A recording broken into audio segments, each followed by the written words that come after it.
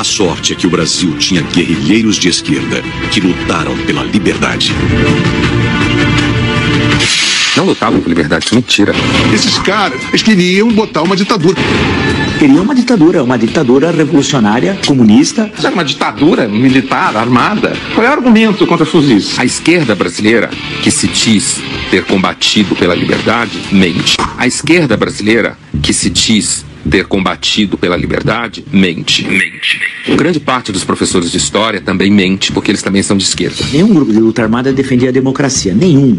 Você não acha um documento, uma vez, a palavra democracia. Essa ideia de que comunismo e democracia andam juntos, ela não existe, né? O comunismo, ele exige controle, exige ditadura dos cidadãos, né? Eles lutavam para estabelecer uma ditadura pró-soviética. Isso é politicamente incorreto.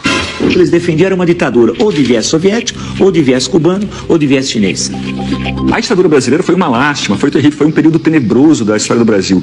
Ela só não foi pior do que se a gente tivesse vivido uma ditadura comunista. E aí sim, meus amigos, ia ser um total desastre, né? Porque as pessoas têm que entender que esses septuagenários trambiqueiros que estão aí eram todos os universitários de 68. Todos os envolvidos são septuagenários. Lula, a Dilma, o Dirceu, o Genuíno, o Caetano, o Gil, o Chico Buarque, todos estão nos seus 70 anos. Usufruíram muito do poder, nunca sofreram, Ziraldo, Jaguar, todos esses caras são ícones. Floresceram, viraram heróis e ganharam a credibilidade e o prestígio que meio que indevidamente conseguiram por causa desse contexto histórico de difamação e de uma narrativa. Lutamos contra a ditadura. Pô, isso tem que parar. Isso é cala a boca. Isso é uma imoralidade. Você não pode falar isso. Você era a favor de Cuba. Você é amigo do Fidel Castro. Você engole esta língua. Você não tem moral de... Quem é amigo do Fidel Castro? Não tem moral de pleitear porra nenhuma. Eles se mostraram a canalha que são, ladrões, fanáticos, imbecis, imunes a tentativa e erro. Muitos deles, os que amadureceram, os que envelheceram e amadureceram, eles olham para aquela época e pensam, bom, que bom que a gente não ganhou. Que bom que nós não fomos vitoriosos. O Fernando Gabeira fala isso, o José Serra fala isso, o Aloysio Nunes também, né, que foi motorista do Marighella, fala isso. Tanto que se você pegar todos os manifestos, todos, não há um que fale em democracia. Pela outra porta eu entrei no Partido Comunista Brasileiro Revolucionário, que era uma dissidência revolucionária, como diz o seu próprio nome, né, do Partido Comunista Brasileiro.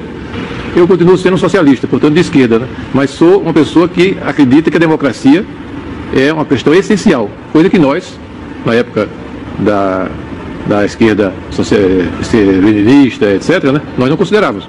Nós achávamos... A democracia como sistema ideal? Não, nós éramos pela ditadura. Do proletariado? Do proletariado. Nós éramos contra a ditadura militar, mas éramos a favor da ditadura do proletariado. Isso aí é preciso dizer a verdade toda, né? E às vezes eu ouço meias verdades, né?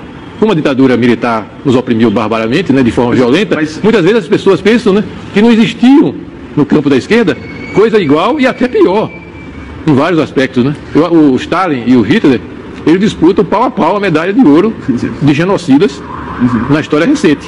E o Mao Tse Tung vem ali na medalha de prata. Na medalha de prata com bronze, né? Então é Hitler, Stalin e Mao Tse Tung. Então é preciso ter essa clareza. Todos os principais ex-guerrilheiros que se lançam na luta política costumam dizer que estavam lutando pela democracia. Eu não tenho condições de dizer isso. Eu estava lutando contra uma ditadura militar, mas se você examinar o programa político que nos movia naquele momento, era voltado para uma ditadura do proletariado. Então você não pode voltar atrás, corrigir o seu passado e dizer, olha, naquele momento eu estava lutando pela democracia.